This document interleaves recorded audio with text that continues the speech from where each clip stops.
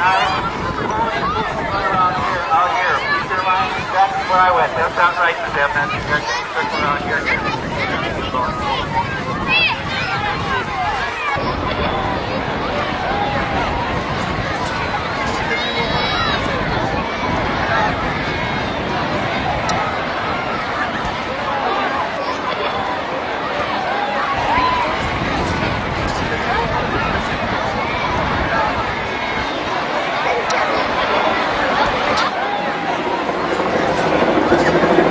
I believe that the biggest disease in American schools is in our schools today, and it is, how do I stack up against everyone else in my classroom?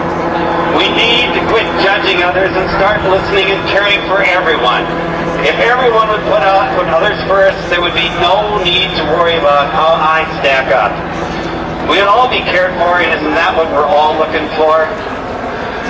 The planning of this event happened shortly after the events of 9/11. I and a lot of others had noticed that the world had changed. We felt good. We felt the grief, the sadness for the loss of all the people of New York and D.C. But I think we also realized that if we slowed down and showed others that we cared, it would be a better community for all. Recently, it feels like everyone has gone back into the old routine of taking care of themselves. In fact, I've heard it from you, I've heard it from your parents, and I've heard it from the staff. I'm here to tell you that I believe that we're here on earth to make a difference for others. If we just get up each morning and say to ourselves, how am I going to make a difference for someone else today? What a great world it would be. The way we'll make the world a better place is for all of us, by one person at a time. We need each of you to help us. The reason we gather here today is, one, to take time to tell each other that we can make this a better place for all if we just slow down and listen to those around us. To tell our parents and our community that we will continue to give them hugs and that we want to receive them from them. And to tell the rest of central Minnesota and the world that hugs can make a difference. Hopefully we can break that record today, and it looks by what we've got here that we're going to do that. Remember, HUGS, H-U-G-S, stands for Have You Given Support for Someone Else?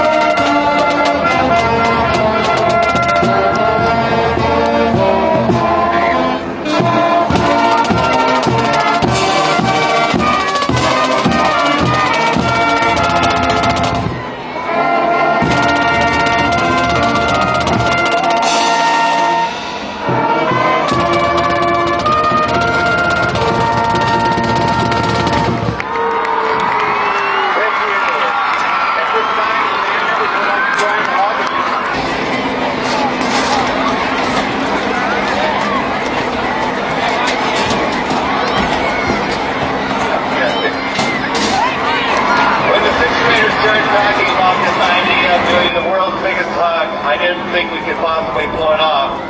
This is awfully exciting for them and for me. I feel so fortunate to be a part of this school. As I was preparing today, I realized that I probably more than anyone have had more hugs from you guys than anybody in the school system. As I walk down the halls every day, I get hugs constantly, and I thank you for those. I'd like to share a situation that happened a few years ago. I had a 6th grade boy in my office who was sent there because he was fighting. He'd been fighting because he wanted to be included in the game, and nobody was going to let him in. As we were trying to figure out the situation, he started crying. In fact, he was sobbing. Through his tears, he said to me, "Mr. Sparby, would you find me just one friend? If you do, you can cut off both my legs." It was that day I made a promise to myself that I wasn't going to let kids be left out and isolated anymore. And I'm asking each and every one of you to help me with that goal. Because it's only through your help that we can make this a reality. It's each of us doing our share to include everybody. I know it isn't perfect, but I do believe that we have one of the best schools in the country, probably in the world. But we do have work to do.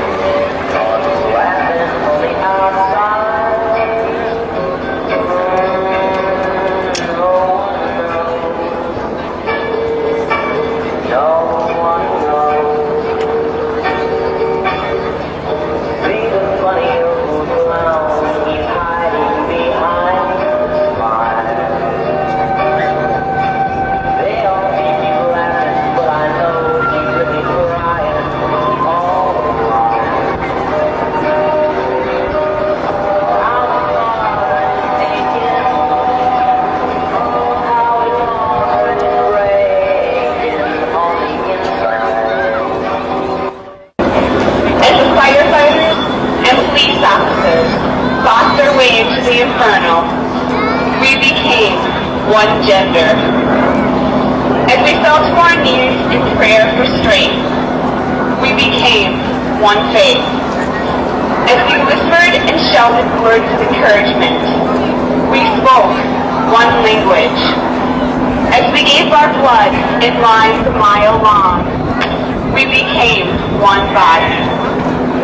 As we mourned together the great loss, we became one family. As we cried tears, grief, and loss, we became one soul. As we retell with pride of the sacrifice of heroes, we became one people. We are one color, one class, one generation, one gender, one faith, one language, one body, one family, one soul, one people. We are the power of one. We are united. We are America.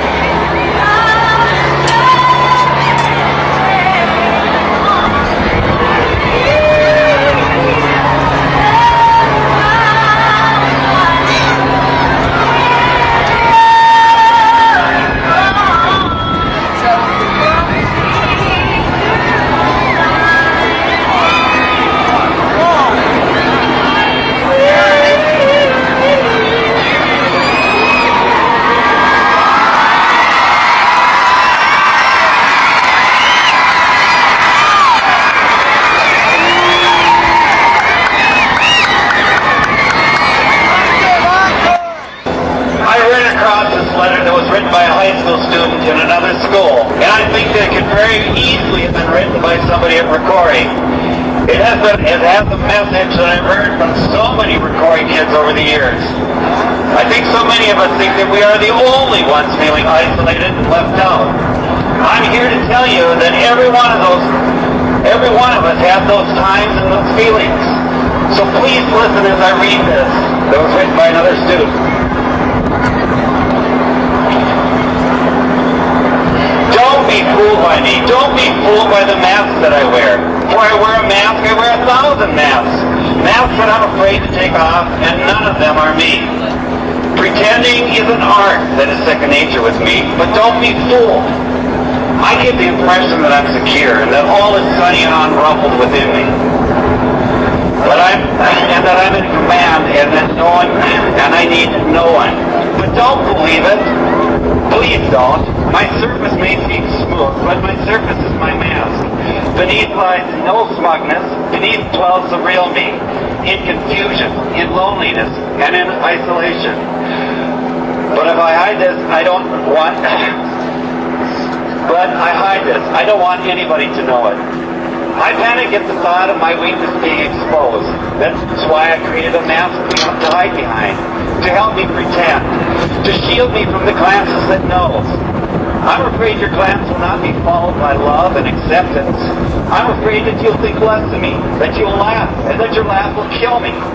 I'm afraid that deep down inside I'm nothing, that I'm just no good, and that you'll seek and reject me.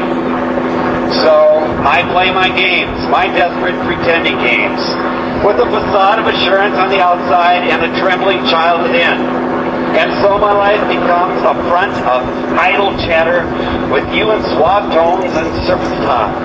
I tell you everything that's really nothing, nothing of what's crying within me. So when I'm going through my routine, don't be fooled by what I'm saying. Please listen carefully and try to hear what I'm not saying, what I'd like to be able to say, what for survival I need to say, but I can't. I just like this hiding. I just like the superficial phony games I'm playing. I'd really like to be genuine. I'd really like to be genuine, spontaneous, and just me. Can you help me? Help me by holding out your hand, even when that's the last thing I seem to want or need. Every time you're kind and gentle and encouraging, each time you try to understand because you really care, my heart begins to grow wings, very small wings, very feeble wings, but wings. With your sensitivity and sympathy and your power of understanding, I can make it. You can breathe life into me. It will not be easy. A long conviction of worthlessness builds strong walls, but love is stronger than strong walls, and therein lies my hope. Please try to take down those walls with firm hands, but with gentle hands. For a child is very sensitive, and I am a child. Who am I, you may wonder? I am someone that you know very well. I'm every man, every woman, and every child, and every human that you meet. So let's all stand up and let's talk. We need to make sure that everybody is connected. And let's see if we can make that happen. And once we get everybody ready, I'm going to start the clock. We need to have that hold for 10 seconds.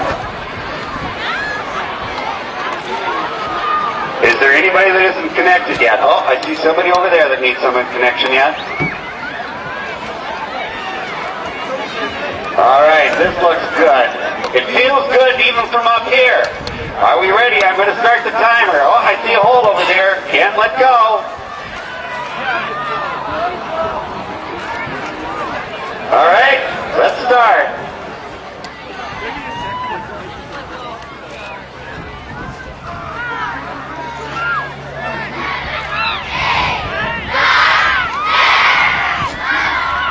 We did it, all right!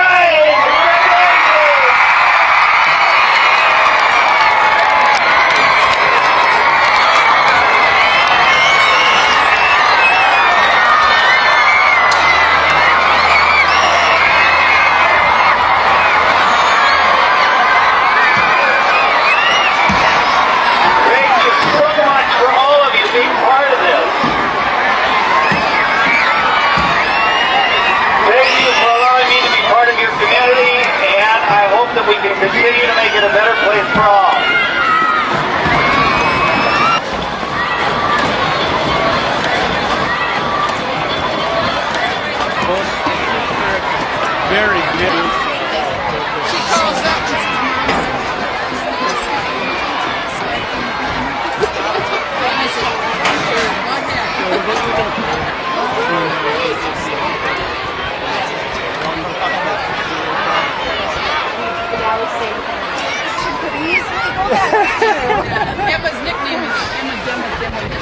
Oh, okay. So Amber and Elise have been ever since kindergarten, yeah. And those two little